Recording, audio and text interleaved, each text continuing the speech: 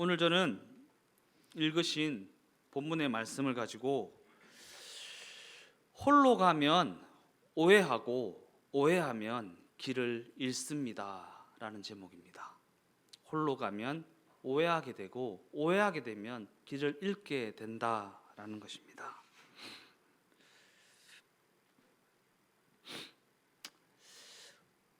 그런 관점에서 우리나라 성도들이 가지게 되는 오해 중에 하나는 오랜 세월 유교적 문화 속에서 살아온 탓인지는 몰라도 예수님 앞에 나아갈 때 무엇인가 완성된 모습으로 나아가야 한다는 그러한 오해를 하게 된다라는 부분입니다. 그러나 우리가 믿는 기독교 신앙은 우리에게 완성된 모습을 요구하지 않습니다. 왜냐하면 예수님께서는 불완전한 우리의 모습이지만 그럼에도 불구하고 우리가 예수님과 얼마나 동행하고 있는가라는 부분을 더욱 중요하게 여기시기 때문입니다. 우리가 완성되어서 완전하여서 거룩하여서 예수님과 동행할 수 있는 것이 아니라 우리가 예수님과 동행하기 때문에 우리가 완전하시고 거룩하시고 완성되신 예수님과 동행하기 때문에 완성될 수 있고 완전할 수 있고 거룩해질 수 있는 것입니다. 그런 관점에서 오늘 본문이 기록하고 있는 이스라엘 백성들이 요단강을 건너는 이 사건의 기록은 단순히 그 강이 갈라지고 그 강을 마른 땅과 같이 건넜다라고 하는 기적에 집중하고 있는 것이 아니라 보다 깊은 복음의 본질에 집중하고 있는 그러한 사건이라는 것을 우리가 알아야 하는 것입니다.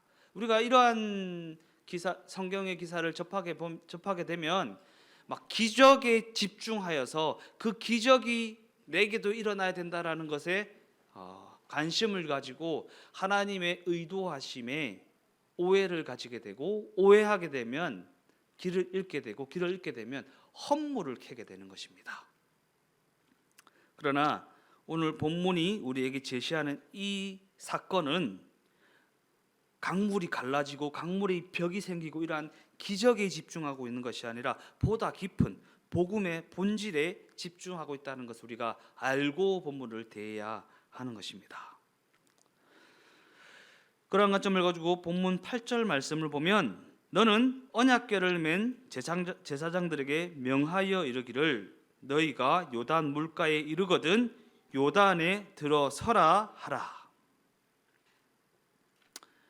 우리가 여기서 가장 먼저 살펴보아야 할 부분은 하나님께서 언약궤를 맨 제사장들에게 어떠한 명령을 내리셨는가라는 부분입니다. 우리가 지난 시간 살펴보았듯이 그 언약궤 안에는 하나님 앞에서 우리 인간이 얼마나 패역한 존재인지를 상징하는 그 물건들, 우리의 패역함을 고발하는 물건들이 들어있다고 했습니다. 그리고 언약궤의 상단 부분은 어린 양의 대속의 피가 부어지는 자리, 곧 하나님의 용서와 하나님의 긍휼이라는 십자가의 은혜가 베풀어지는 자리를 상징한다고 했습니다. 시온좌, 은혜가 베풀어지는 자리. 인간의 패역함을 상징하는 세 가지 물건이 담겨진 그 언약궤 위에 대제사장을 통해 제물로 잡은 어린 양의 피가 1년에 한 번씩 부어졌다라는 것입니다. 이처럼 이 언약궤는 우리 인간이 얼마나 긍휼히 여김을 받아야 하는 존재인지, 더 나아가 얼마나 십자가의 은혜가 필요한 존재인지 그것을 나타내는 물건이라는 것입니다. 그런데 오늘 본문은 이러한 언약궤가 제사장들의 어깨에 메어져서 요단이라 이름하는 강으로 들어가는 장면을 묘사하고 있습니다.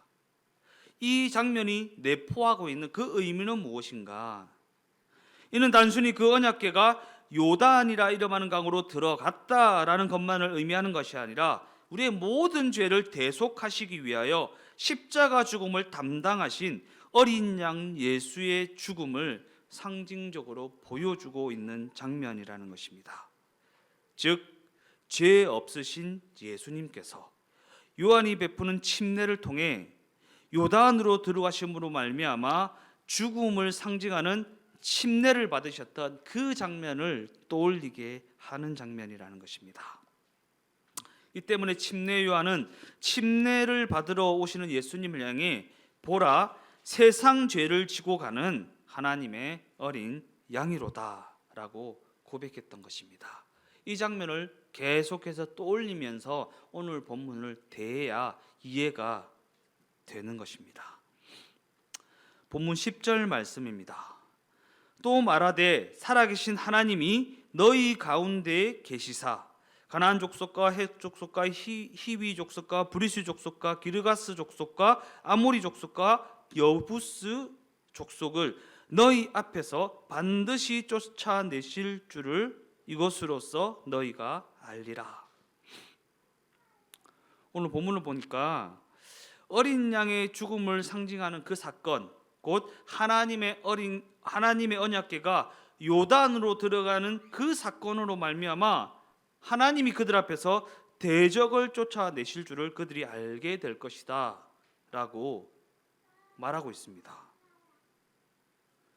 언약궤가 요단강으로 들어가는 것과 대적, 곧 가나안의 일곱 족속을 쫓아내는 것에는 어떠한 연관성이 있는 것인가? 우리는 어린 양의 십자가 사건 하면 그냥 내 죄를 속하여주고 나로 천국 가게 만드는 사건이라고만 생각하는데, 오늘 본문을 보니까 그 사건이 가나안 일곱 족속, 우리의 대적을 쫓아내는 것과 연관성이 있다라고 말하고 있는 것입니다.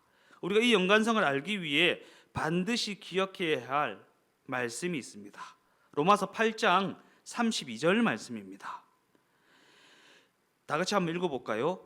자기 아들을 아끼지 아니하시고 우리 모든 사람을 위하여 내주시니가 어찌 그 아들과 함께 모든 것을 우리에게 주시지 아니하겠느냐. 이 말씀은 독생자 예수님을 십자가에서 죽이시기까지 하시면서 우리의 죄값을 지불하신 하나님이 무엇이 아까워서 우리에게 다른 모든 것을 주시지 아니하겠는가라는 말씀입니다. 이는 우리 속에 여전히 거하고 있는 가나안 원주민이 상징하는 옛사람, 그 옛사람의 어두움까지도 하나님께서 친히 어린 양 예수의 십자가 죽음을 통해 모두 다 몰아내주시겠다라는 약속을 주신 대목입니다. 더 나아가 이 말씀은 하나님께서 우리를 구원하시기 위해, 곧 우리의 모든 죄를 대속하시기 위해 십자가 사건을 통해 예수님의 보혈의 피라고 하는 예수님의 생명을 그 대가로 이미 지불하셨기 때문에 피값 주고 사신 우리의 인생을 우리 마음대로 좌지우지하도록 방치하지 않겠다라고 선언하시는 말씀입니다. 더 쉽게 말씀드릴까요? 너무 거창하게 말씀드렸나요? 더 쉽게 말씀드리면, 네 인생은 내가 샀다. 그래서 네 인생은 내 거다. 내 거는 내가 책임진다 라는 말씀입니다. 그러기에는 하나님께서 친히 잘라낼 것은 잘라내시고 몰아낼 것은 몰아내고 가지치기 할 것은 가지치기 하시면서 우리 각 사람의 그 인생에 친히 간섭하시겠다라는 말씀이라는 것이고, 이는 곧 하나님께서 우리의 인생을 다스려 주시고 인도해 주시고 책임져 주시겠다고 선언하는 말씀이라는 것입니다.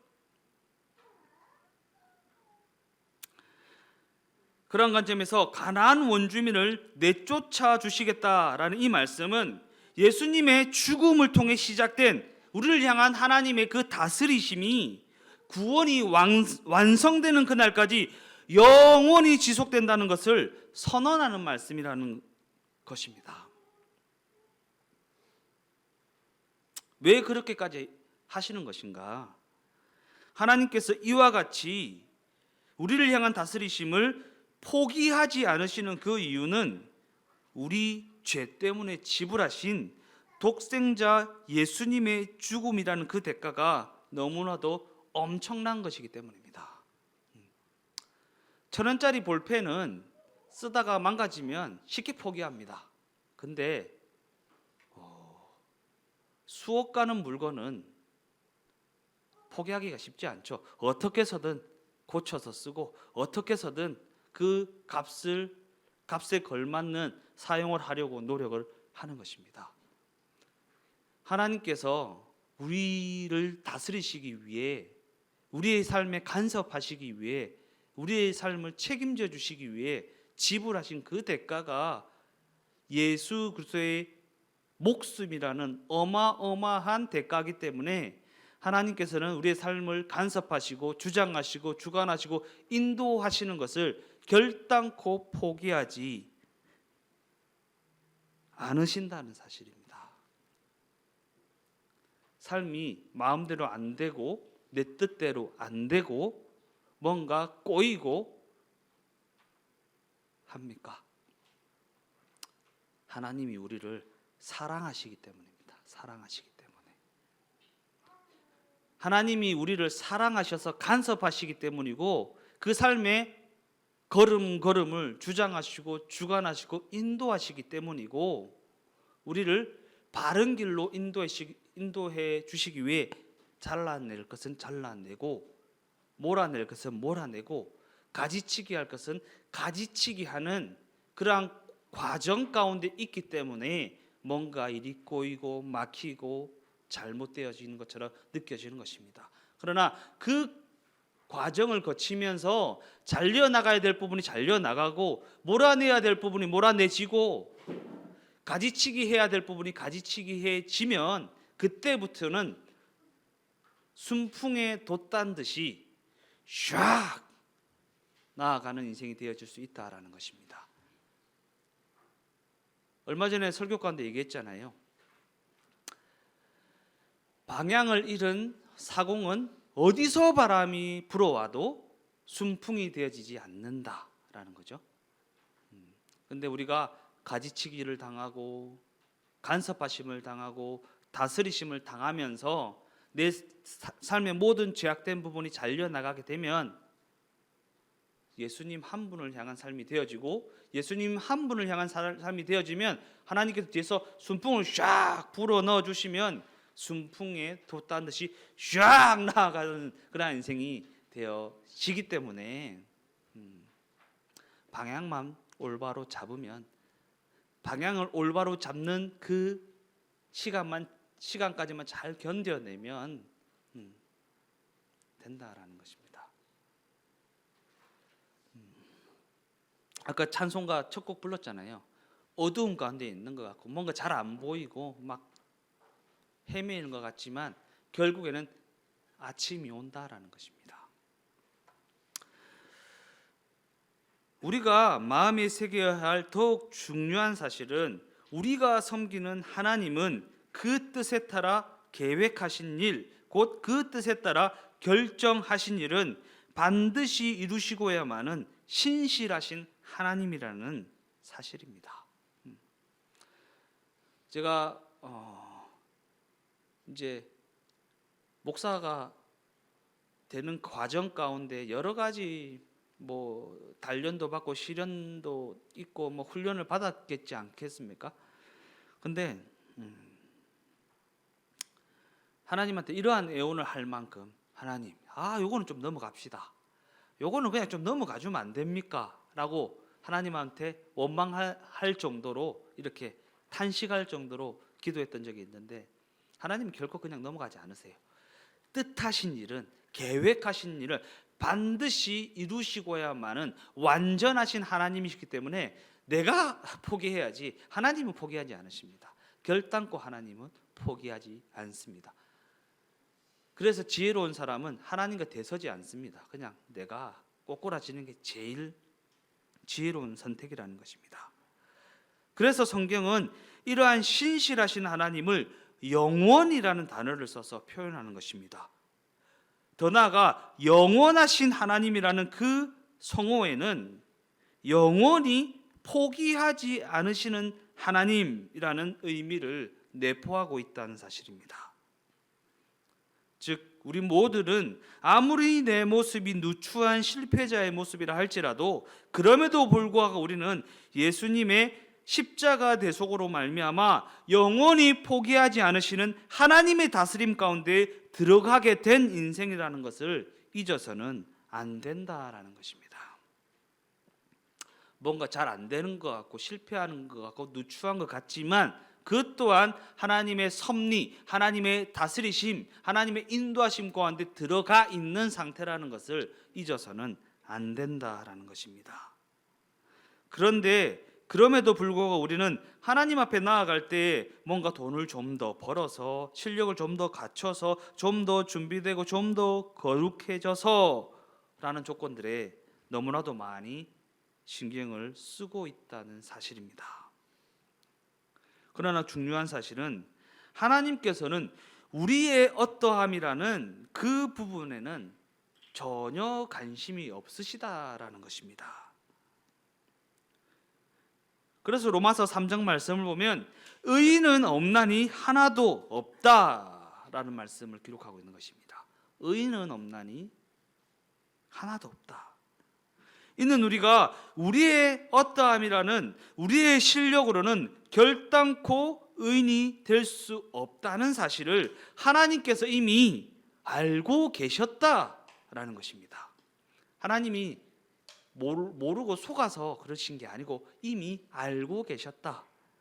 그래서 하나님께서는 우리의 어떠함이라는 부분에 조금도 개의치 않으시는 것입니다. 그래서 하나님께서는 우리의 어떠함보다 우리를 의인으로 여김받게 하는 십자가 공로를 믿는 믿음에만 관심을 가지시는 것입니다. 왜 그렇습니까?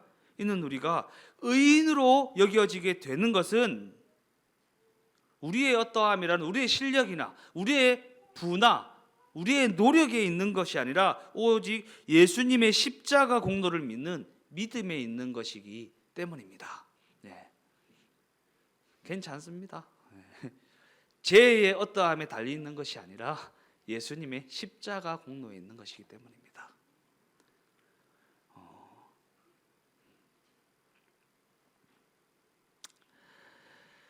그러한 관점을 가지고 본문 11절에서 13절까지의 말씀을 보면 보라 온 땅에 주의 언약궤가 너희 앞에서 요단을 건너가나니 이제 이스라엘 지파 중에서 각 지파에 한 사람씩 12명을 택하라.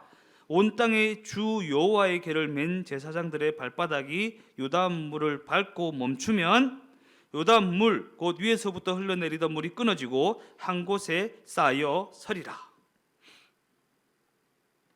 이 본문을 얼핏 보면 제사장들의 발바닥이 요단강을 밟았기 때문에 그 강이 갈라진 것처럼 오해하게 됩니다.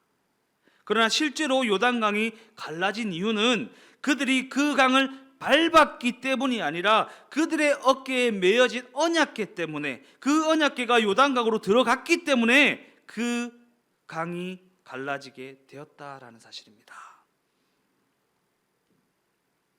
오해하면 헛물을 캡니다.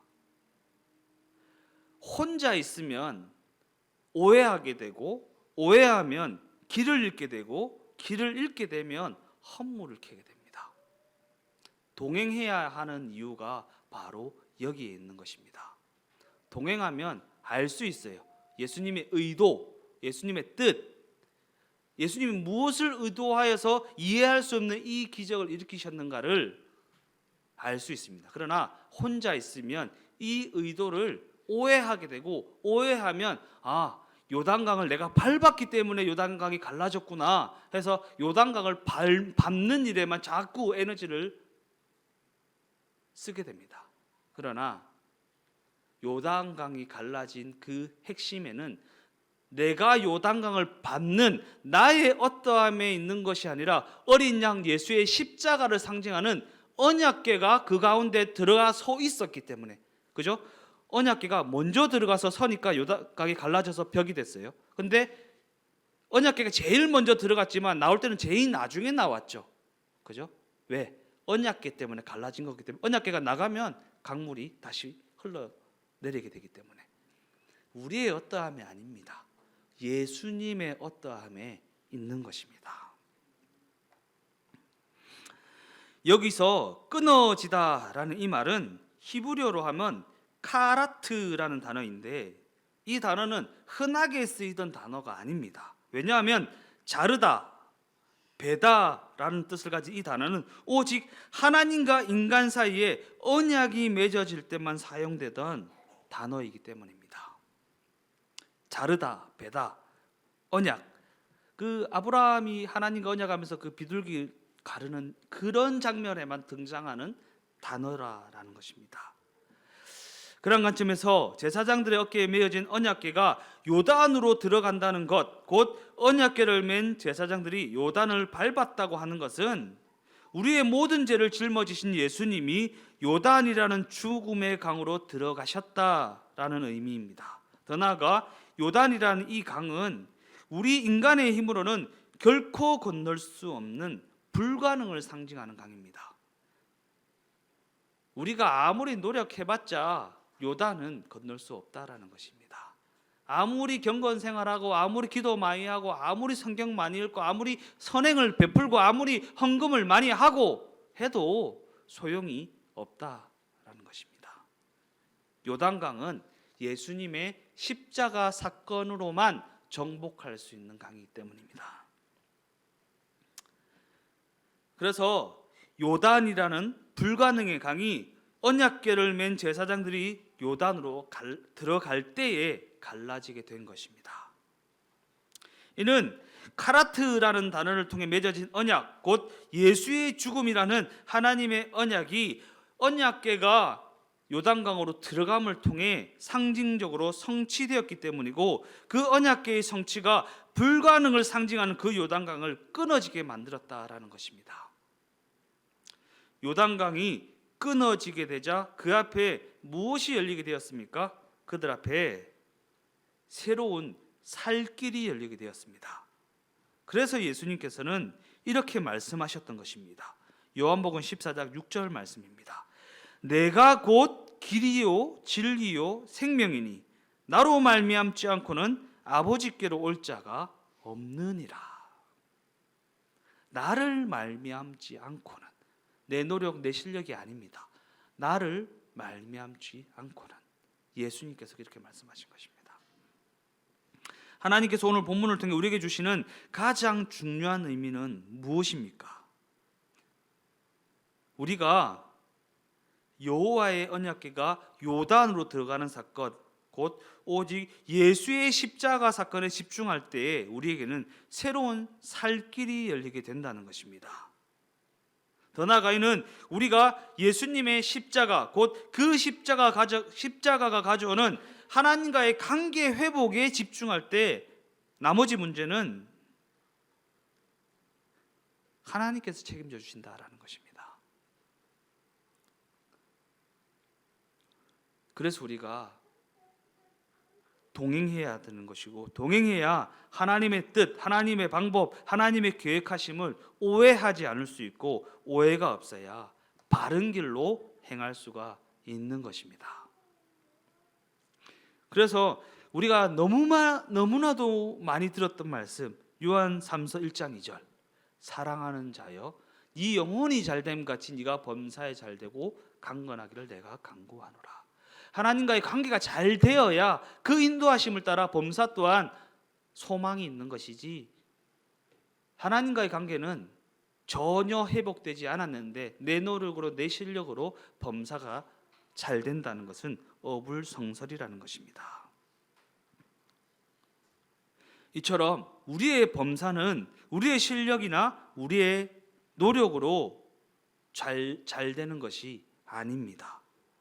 왜냐하면 적어도 예수님이 동행하시겠다고 작정하신 그 인생은 범사가 잘 되고 강건하게 되는 것이 우리의 실력이라는, 우리의 노력이라는, 우리의 어떠함에 달려 있는 것이 아니라 이 영혼이 잘 되는 것, 곧 예수님과의 관계가 잘 되는 것에 달려 있기 때문입니다. 더 나아가 그 인생의 모든 일은 그들의 어떠함이 아닌 예수님의 위대하심이라는 예수님의 어떠하심에 의해 좌지우지 되는 것이기 때문입니다. 동행해야 됩니다. 동행해야 오해가 없습니다. 오해가 없어야 헛물을 캐지 않습니다. 오해하게 되면 이래서 잘 되는 건가? 저래서 잘 되는 건가? 이래서 성공하는 건가? 저래서 성공하는 건가? 이래서 저래서에 아주 집중하게 되고 헛물을 캐게 됩니다. 그러나 동행하게 되면 요래서 잘 되는 거야 라고 해서 요래서에 집중하게 되고 요래서에 집중하게 되면 그분의 인도하심을 따라 범사가 성령의 열매들로 가득 차게 되는 것입니다. 결론적으로 말씀을 마무리하면서 우리의 인생의 승패는 우리가 얼마나 예수님의 십자가 공로 속으로 우리의 전 존재를 밀어 넣느냐에 따라 달라집니다. 왜냐하면 예수님께서는 우리가 예수님과의 관계에 더욱 집중하게 될 때에 우리가 알지 못하는 크고 비밀한 기적과 또 같은 살 길이 되어 주시기 때문입니다. 예수님과 동행하면 살 길을 발견하는 것이 아닙니다. 예수님께서 살 길이 되어 주시는 것입니다. 예수님한테 묻고 저리로 갈까요? 이리로 갈까요? 요 수준에서 한 단계 더 가게 되면 예수님이 길이라는 걸 알 수 있습니다. 그냥 예수님과 같이 있으면 된다는 것을 알게 됩니다. 근데 우리는 뭔가 길에 관심이 있어요. 성공하는 길, 부자 되는 길, 높아지는 길. 아니요. 그 길이 높아지는 길, 성공하는 길이 아니라 내가 길이요 진리요 생명이다. 우리가 집중해야 될 것은 성공하는 길이 아니라 예수님. 내가 길이요 진리요 생명이다.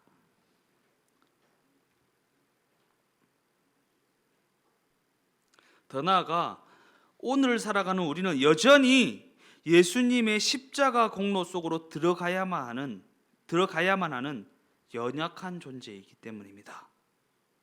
그냥 얼마나 연약합니까? 눈에 보이고 귀에 들리고 손에 잡히는 상황과 환경과 여건에 휘둘릴 수밖에 없는 연약한 존재.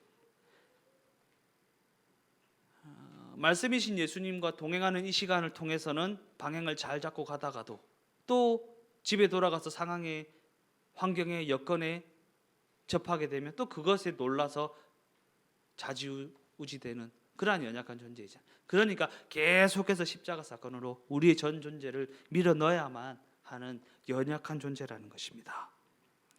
그러므로 우리가 그 무엇보다 집중해야 할 부분은 어린 양 예수의 십자가 공로를 의지하여서 우리의 삶을 그 관계 속으로 밀어 넣는 일, 곧 동행하는 일이고, 그를 통해 우리와 동행하시기 원하시는 예수님과의 관계를 회복하는 일이라는 것입니다. 그리고 예수님과의 관계가 회복되기만 하면 예수님의 다스리심과 예수님의 인도하심은 그 삶 가운데 임하게 된다라는 것입니다. 십자가 공로를 믿는 믿음으로 말미암아 새로운 살 길을 발견하고, 살 길이 뭐라고 했죠? 예수님을 발견하고 예수님의 인도하심과 예수님의 다스림 가운데 들어가게 되는 축복된 삶이 우리 모두의 삶이 다 되어지시기를 예수님의 이름으로 간절히 축원드립니다. 기도하시겠습니다.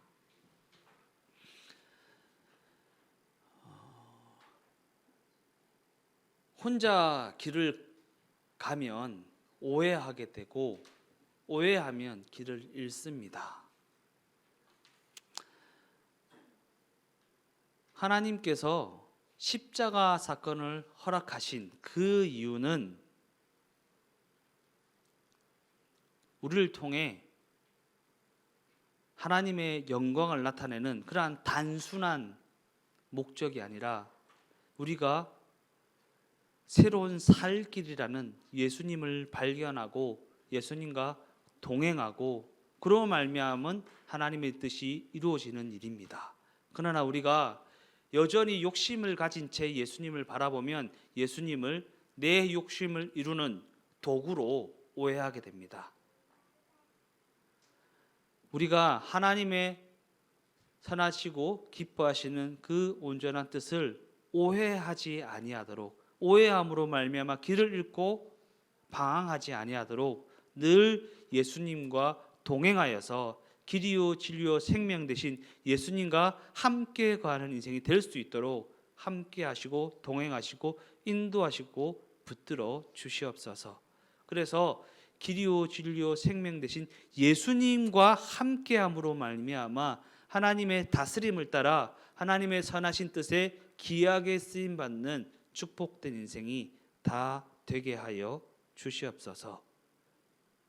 모든 것 주께 감사를 드리오며 예수님의 이름으로 기도드리옵나이다. 아멘.